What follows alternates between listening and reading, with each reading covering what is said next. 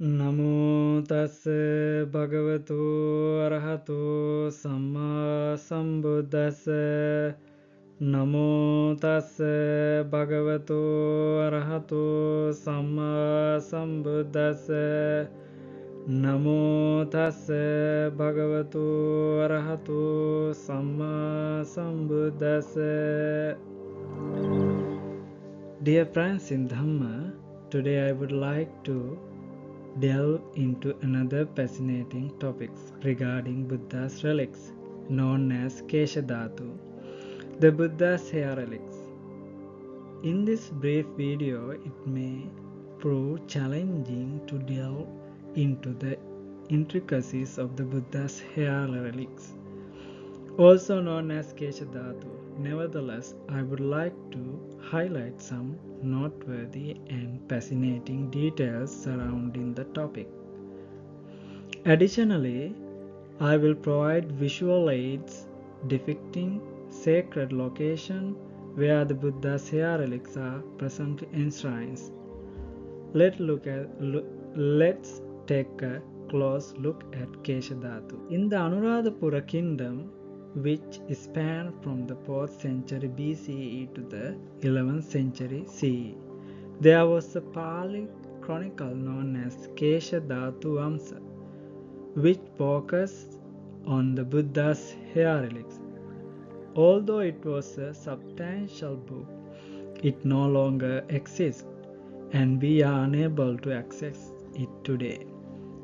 This is Buddha's hair relics you can see in this particular picture. There is a book called the Chakesadhatuvamsa, or Chronicle of 6 hair relics of the Buddha, that was written in Myanmar. The book is written in Pali language, but an English translation is also available. According to the text, the Buddha gave 6 of his hairs to his disciples in Venuvana, Rajgir.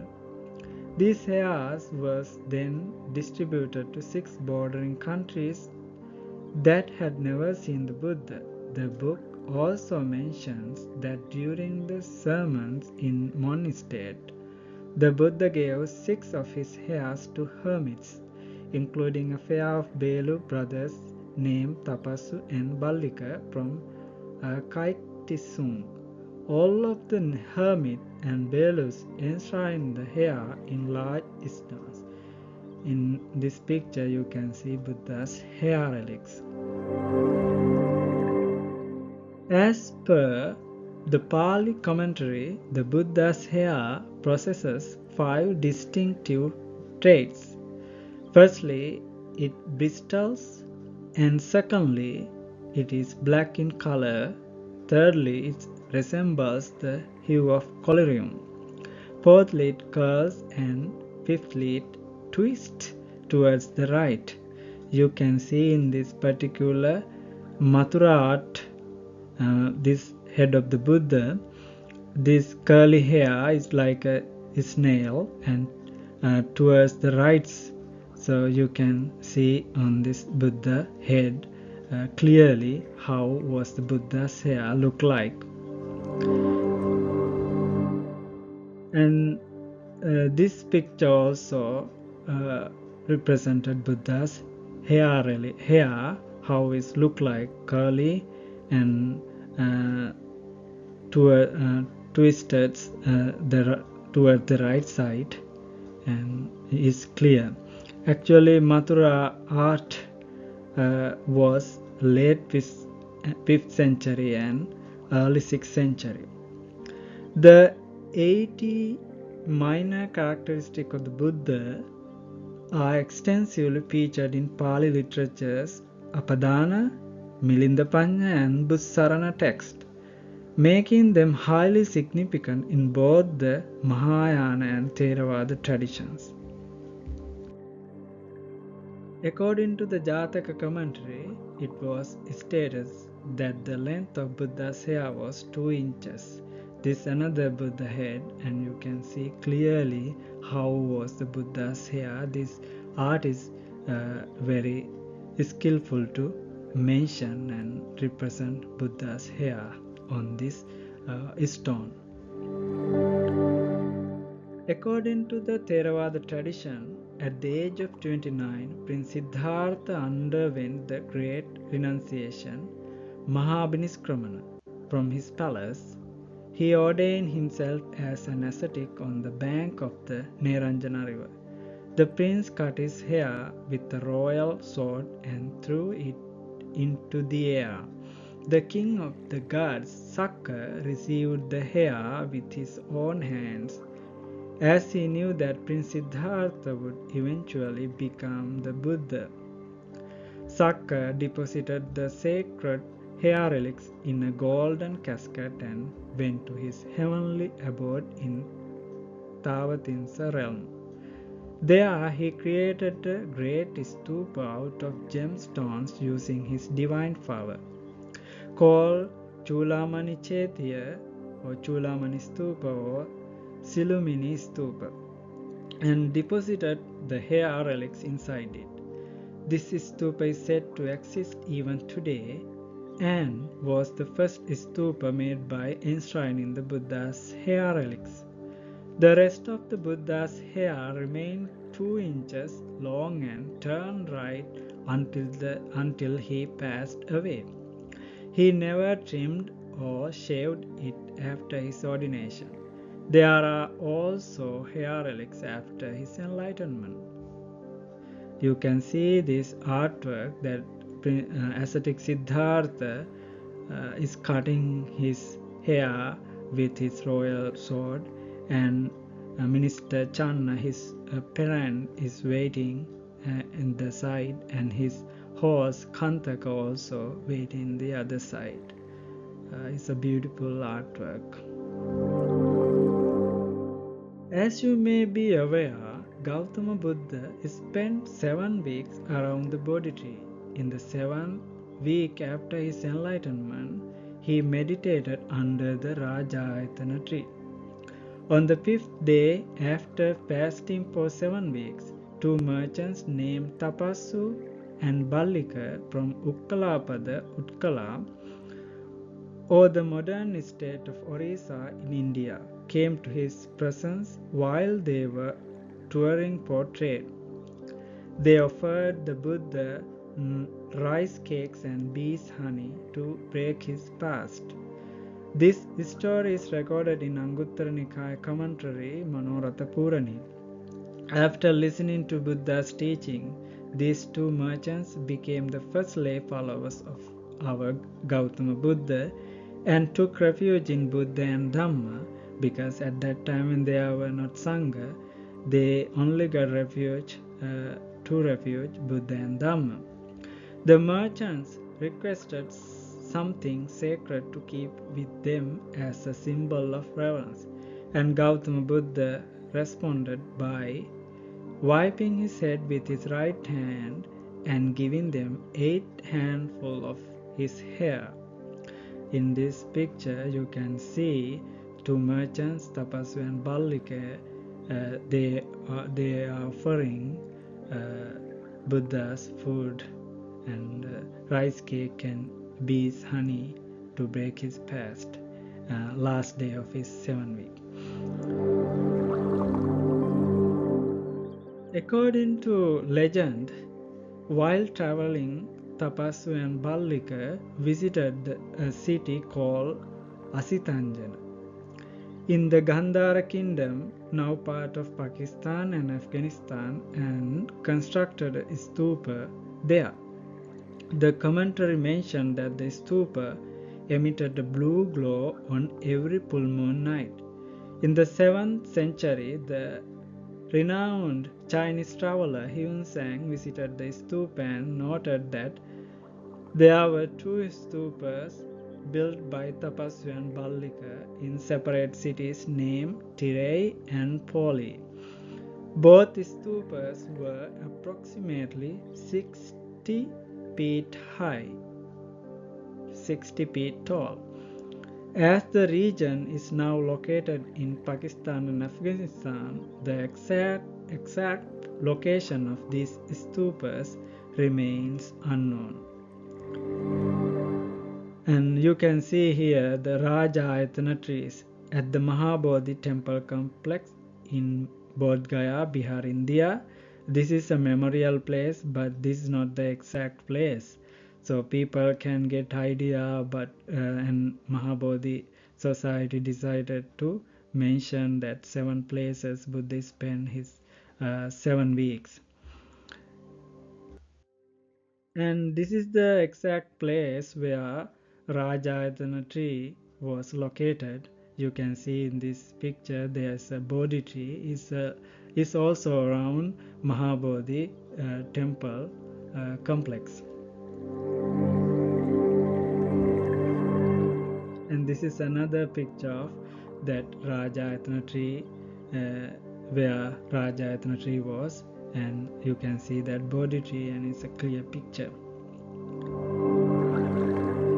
And Tapassu and Bhallika had a tradition of carrying sacred hair relics in a casket during their overseas trade voyages. On one such journey in the eastern province of Sri Lanka, they took a break at a secluded spot near Rocky Hill. They placed the casket on top of the rock overnight, and the next day, when they were ready to leave, they found that they couldn't move the casket from its spot. Understanding that it was a sacred location, they constructed a small stupa using the available stones to cover the casket and departed. Small stupas were protected by vatadages. You can see in this picture the vatadage and the stupa. Vatadage means is a small house around the stupa, that house protect the stupa, which were often constructed on sacred ground or enshrined relics. These circular structures were typically made of stone or bricks and featured intricate stone carving. Some vatadages may have included a wooden roof which was supported by multiple rows of stone columns arranged in concentric circle. The stupa, known as Girihandusaya, still stands atop of Rocky Hill in Tiriyaya, located in Sri Lanka, Eastern Province. This is confirmed by a Sanskrit stone inscription discovered at the site that dates back to the 8th century BC. This is the largest Sanskrit stone inscription in Sri Lanka. According to the Chronicle of Sri Lanka, 2 brothers named Tapassu and Bhallika journeyed from India to Tiriyaya, located in the northeast of Sri Lanka. The hair relics they brought with them were enshrined at a stupa built atop a mountain, now known as Girihandusaya. This stupa is recognized as the first stupa established in Sri Lanka. This is the stupa inside the vatadage. You can see bricks and Buddhist statue. The Buddha's hair relics is enshrined in this stupa. This another picture of that stupa. Pujavaliya is a book of tradition that dates back to the 13th century. According to the text, 2 brothers named Tapassu and Bhallika arrived in Tiriyaya, Sri Lanka, and construct the Girihandu stupa by enshrining the Buddha's hair relics. This stupa is located in the northeast of Sri Lanka. These 2 merchants took different parts of the hair relics on separate occasions to Sri Lanka and other parts of Asia during their business travels. The relics has been enshrined and several stupas have been erected in its honor. And stupas were Tapassu and Bhallika who took the Buddha's hair relics in different areas and different countries. First is Girihandusaya Tiriyaya, located in Sri Lanka, Eastern Province. The second, Girihandusaya Ambalantota, Southern Province, Sri Lanka. Third, Makulana Rajamahawihara, Arampola, Mawatagama, Kurunagala, Northwestern Province, Sri Lanka. And the fourth one is Gotapabbata Rajamahawihara, Southern Province, Hambantota, Sri Lanka. Fifth one is Giri Kandaraya Chetiya, 9 stupa. There are 8 stupa around the big stupa. And the Southern Province, Kalamatiya, Hambantota, Sri Lanka. Sixth one is at the Seruvilla Mangala Mahasaya, located in Sri Lanka's Eastern Province. And the seventh one is Sedagon Pagoda, the Golden Temple, Rangoon, Myanmar. 8 is Botatau Pagoda, Yangon, Myanmar. The Chronicle Sulubodhi Vamsa states that there are 6 stupas constructed at Kuda Tangalu. Vanavasa Vihara, located in Tangol, situated in the Hambantota district of the Southern Province in Sri Lanka. However, these stupas are currently untraceable. Hey dear friends, I am delighted to share with you today the first part of series on the sacred relics of Gautama Buddha's hair. This topic is vast and fascinating, so I have decided to create multiple videos to cover all the significant places where the precious relics are enshrined today. I will be highlight 8 holy sites and the other main sites where the Buddha's precious hair relics are located now. And I want to express my heartfelt gratitude for taking the time to watch this video. My sincere hope is that it has been both inspiring and informative, offering valuable insight into the significance of Gautama Buddha's hair relics. I wish for all beings to find wellness and happiness in their lives. May the Noble Triple Gems shower their blessing upon you. In the upcoming videos, I will continue to explore other locations where the Buddha's hair relics are enshrined today. I look forward to sharing these sacred places with you by providing visual aids and information in detail. Until then, please stay tuned for the next part. In conclusion, let us recite Sadhu 3 times to acknowledge the merit of this sermon. Sadhu, Sadhu, Sadhu. Thank you very much again.